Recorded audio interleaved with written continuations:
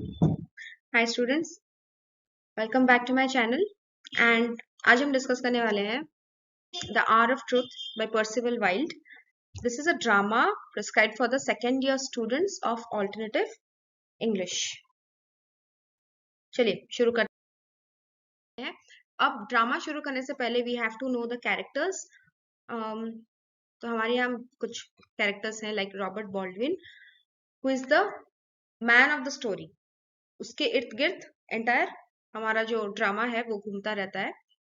He is a man of conscience and integrity and he has served at the bank for 35 years. तो 35 years उनकी bank की नौकरी रही है। उनकी वाइफ का नाम है मार्था, जो कि बहुत सपोर्ट करती है अपने हस्बैंड को, लेकिन सर्कमस्टांसेस कुछ ऐसे होते हैं कि ऑल ऑफ अ सडन उनको अपना हस्बैंड का जो ट्रुथफुल कैरेक्टर है वो नहीं दिखता, उनको ऑल ऑफ अ सडन पैसा दिखता है। देन वी हैव जॉन, जो कि रॉबर्ट के बेटे हैं, 27 साल के, who is taking life really lightly. It's not serious about life, and who is materialistic in nature. Okay, then we have Evie, और जैसे कि हर लड़की का सुपर हीरो होता है उसके डैड, सिमिलरली हमारी ईवी भी वैसी थी, बट लेटर ऑन पैसों के चक्कर में अपने बाप को भूल गई। सही। Next we have John Grisham, he is the manager of the bank and उसने कुछ ऐसा वैसा कुछ काम किया था जिसके वजह से the bank had crashed. Okay, और बाद में जब he was accused and he was to be sentenced, he was to be tried in the jail, वो बॉल्डविन को बोले कि मेरे झूठ का साथ दो और तुम्हें इन एक्सचेंज कुछ पैसे मिलेंगे, right. And then we have Mister Marshall, who is the president of the third national, और जिनका रोल और जिनका not role exactly, what he is going to say at the end of the drama is going to make a huge impact to the entire family of Baldwins. Now let's begin. Now let's begin. So शुरुआत में opening scene क्या होता है? The scene opens on one Sunday afternoon with Martha and Evie being in stress regarding Robert's return to home, while John, on the other hand, carelessly smokes a pipe. तो Robert जो है, he is outside the house. He has gone to attend some errand, and Martha and Evie, they are quite nervous. अब हमें ये नहीं पता कि Robert किस काम से बाहर गया है, बट हम मार्था और ईवी का बिहेवियर जो है, नर्वस बिहेवियर, उसको देख के हम ये जान सकते हैं कि कुछ तो बात है। But John, on the other hand, he is totally careless. He is smoking a pipe and he is not at all bothered about कि क्या ही बात हो सकता है। सही, he is not even bothered. Evie keeps on looking outside of the window, waiting for her dad to come back.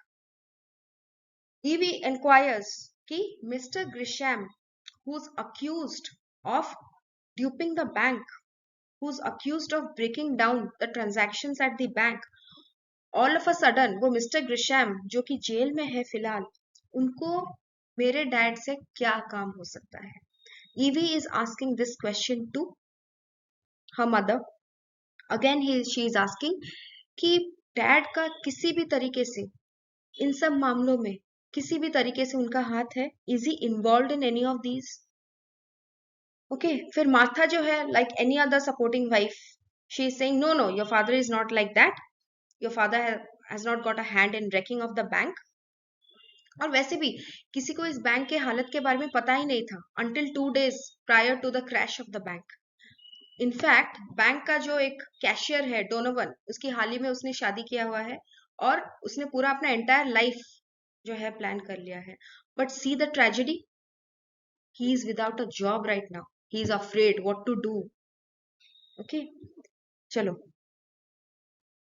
और Robert भी यानी कि तुम्हारे पिताश्री, जो कि उस बैंक में फॉर द लास्ट 35 इयर्स काम कर रहे हैं, उनको भी ये कभी पता नहीं चला कि बैंक में कुछ गड़बड़ है। उनको ये कभी पता नहीं चला कि मिस्टर ग्रिशैम ने कुछ गड़बड़ किया है बैंक में। Okay, last until the very last Robert को पता नहीं चला। जॉन भी, ओके, जॉन बैठा हुआ था, फिर वो बोल पड़ा कि ऐसा मुझे क्यों लगता है कि हो सकता है डैड का भी इन्वॉल्वमेंट हो इस चीज में। Raised his eyebrows. अब रेज्ड हिज आईब्रोज माने are you sure mother that father has got no involvement. What if he does? He thinks that Mr. Grisham deserves to be punished. अब John कह दिया, क्या कहा जॉन ने, that ये जो मिस्टर ग्रिशैम है उसने क्राइम कमिट किया है, उसने लोगों के साथ धोखा किया है, वो मेरे डैड को ओनली 5,000 अ ईयर सैलरी देता है, जो कि बहुत ही ज्यादा कम है, अपने एम्प्लॉयज को अच्छी तरीके से खातिरदारी नहीं करता है. He deserves to be punished. उसको जेल ना जाना है जाने दो, उसको कोर्ट में खड़े होना है खड़े होने दो, जो करना है करे वो, but he needs to be punished. अच्छा ही हुआ उसको पुलिस अरेस्ट करके ले गई. तो मार्था ने कहा कि देखो, मुझे क्या सच है क्या झूठ है मुझे नहीं पता, लेकिन मुझे इतना पता है that your dad is never going to lie. Your dad will always stand by the truth.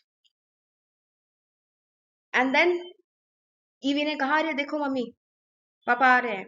अब जब पापा आ रहे हैं तो सब चौकन्ना हो गया. अब दिखा नहीं रहे हैं, everyone is acting quite normal right now, लेकिन सब हर किसी के दिमाग में ऐसा बात चल रहा है कि क्या हो सकता है, क्या बोलने वाले हैं आके घर पे.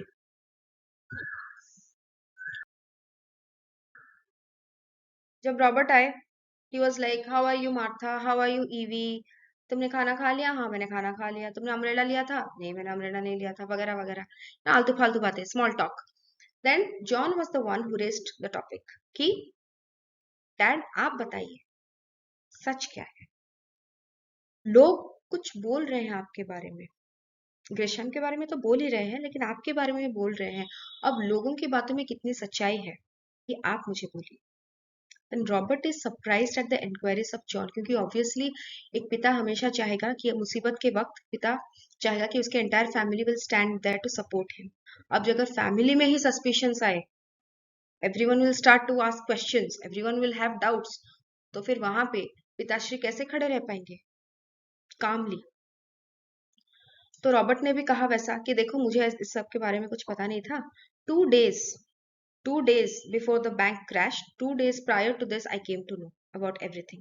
और मैंने ही ग्रिशैम को कहा कि ग्रिशैम देखो, अब इमरजेंसी मेजर्स कुछ नहीं है, but immediately you close down the bank, immediately close the bank, और जो ट्रांजैक्शन अभी चल रहे हैं सबको बंद करो, सब बंद करो, डोंट वरी, और कुछ हम कर नहीं सकते, फिलहाल के लिए बैंक क्लोज कर दो. ये मैंने इंस्ट्रक्ट किया ग्रिशैम को. अब मार्था की एक चिंता थी. Martha said that Robert, the papers have not cleared you. मतलब पेपर्स तो ओपनली ग्रिशैम को बोल रहे हैं that you are the accused, लेकिन पेपर्स ने ये कहीं भी मेंशन नहीं किया है Robert that you are innocent. ठीक है. तो रॉबर्ट ने कहा, देखो, अगले दिन in the next 24 hours mister Grisham is going to be held in the trial court, और वहां पे उनका सारा जो काला करतूत है वो बाहर निकल के आएगा, फिर दूध का दूध पानी का पानी हो जाएगा. ओके. एंड उसने ये भी कहा कि आज मुझे ग्रिशैम अभी कस्टडी में है, राइट, जेल में है, तो अभी मुझे ग्रिशैम ने इसलिए बुलाया था क्योंकि ग्रिशैम बोल रहा है that Robert, I am going to act as if I am losing my memory, and Robert you have to support me in my act, और अगर तुम मुझे सपोर्ट करोगे और मैं रिलीज हो जाऊंगा, then I'll give you $100,000. Okay.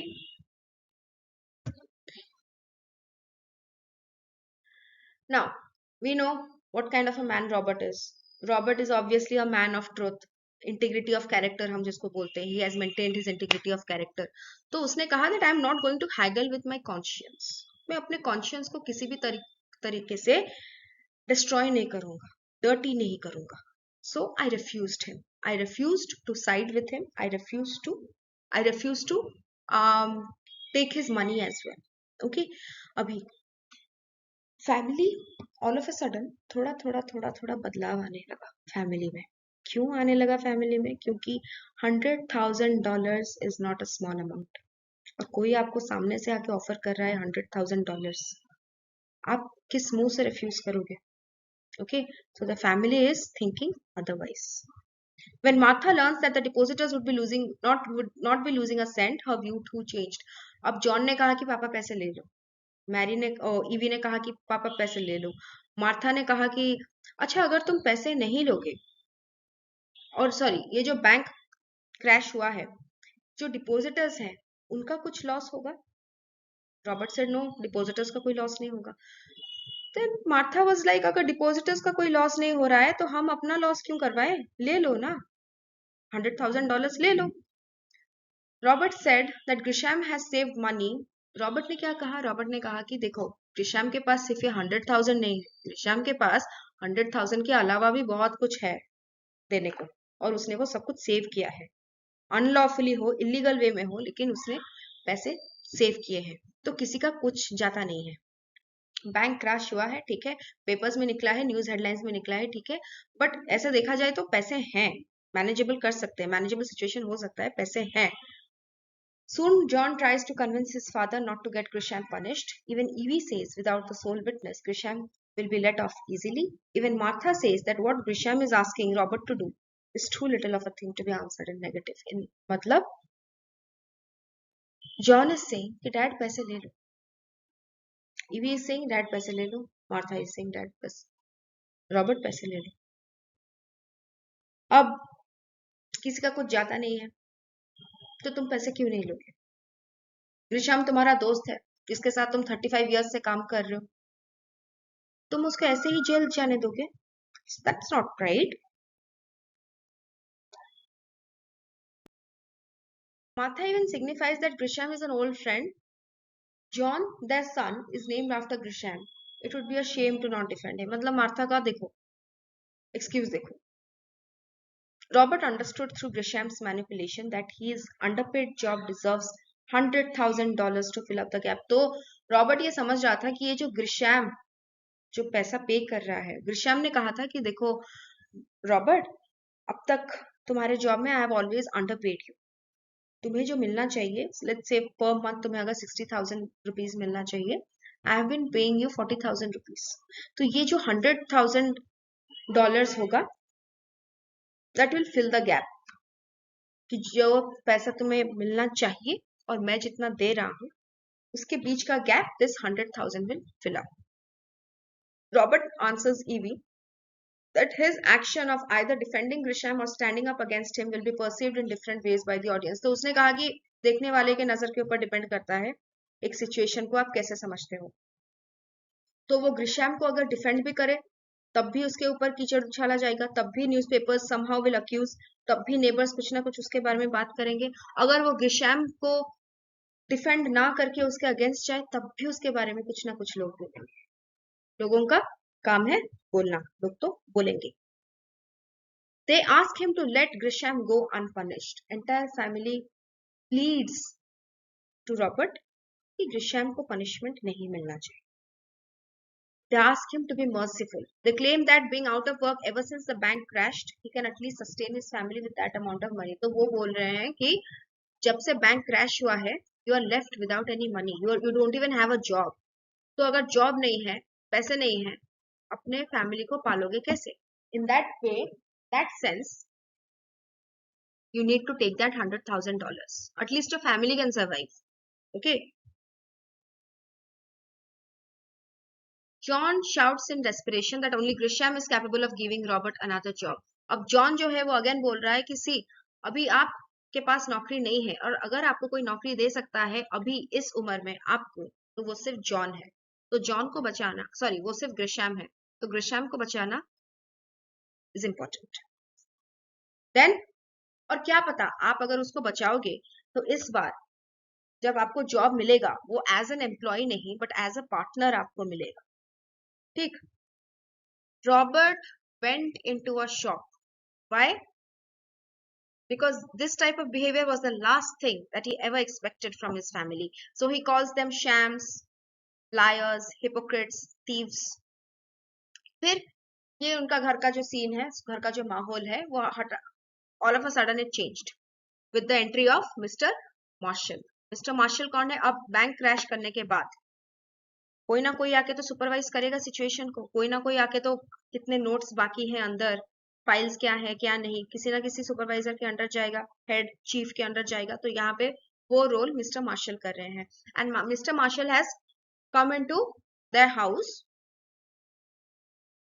or arrived at their place to announce that Robert Baldwin we have a job opening at our place, तो तुम कभी फ्री हो तो आ जाओ, बात करेंगे, ठीक है। फिर उसने कहा कि mister Grisham is in jail and he confessed to his crime. He said कि सन ईस्ट से ना होके वेस्ट से एक बार राइज कर लेगा, but Robert will never lie. Okay, Robert कभी झूठ नहीं बोल सकता, और इससे बेहतर यह है कि मैं ही अपना क्राइम कन्फेस करूं। सो इस बात से काफी इंप्रेस हुए हैं हमारे Mister Marshall, and that is why he has approached Robert with a job. Okay, now the scene closes with Robert breaking down to tears. Why? Why? Because पहली बात, he was completely in shock with the behavior of his family.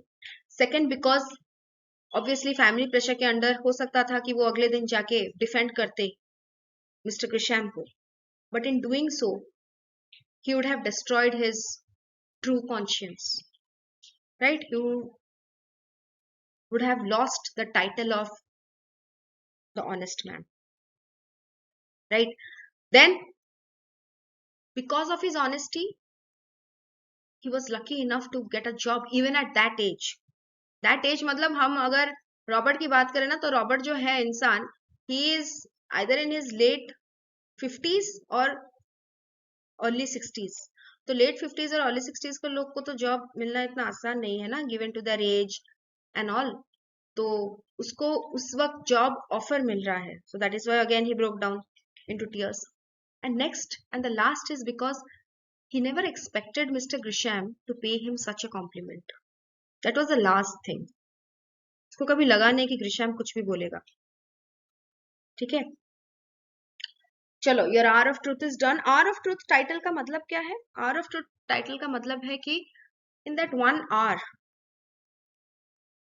I am not speaking in figurative sense, I am speaking in literal sense. मतलब normally उस 1 घंटे में सब कुछ मालूम हो गया, उस पर्टिकुलर टाइम में सब कुछ मालूम हो गया, सारे चेहरे रिवील हो गए, सब कितने ऑनेस्ट थे कितने डिसऑनेस्ट थे सब कुछ पता चल गया, स्टोरी कितना पेपर्स में निकला था और क्या सच्चाई थी बिहाइंड स्टोरी वो भी पता चल गया था। ओके, उस एक समय में, उस एक वक्त में हर वो चीज जो शायद छुपा हुआ था वो सब कुछ सामने आ गया। The hour of truth. Okay, ये कहीं पे मेंशन नहीं किया गया कि ये सब एक ही घंटे में हुआ था, that this all of this happened between 4 PM to 5 PM और 5 PM to 6 PM। नो, ये कहीं नहीं लिखा है। आवर ऑफ ट्रुथ का मतलब है कि उस समय as if everything got revealed. Okay, all truth came out. All the skeletons tumbled out of the cupboard. उस तरीके का truth, shocking truth. ठीक, now we have reached the end. Now we have reached the end. Thank you. Subscribe करना, और कुछ doubt हो तो comment section में लिखना, I'll clear your doubts. Okay, चलो।